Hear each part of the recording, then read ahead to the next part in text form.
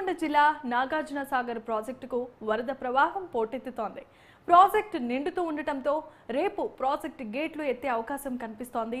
ప్రస్తుత ఇన్ఫ్లో 4,58,393 క్యూసెక్లు కాగా అవుట్ఫ్లో 40,560 క్యూసెక్లుగా కొనసాగుతోంది.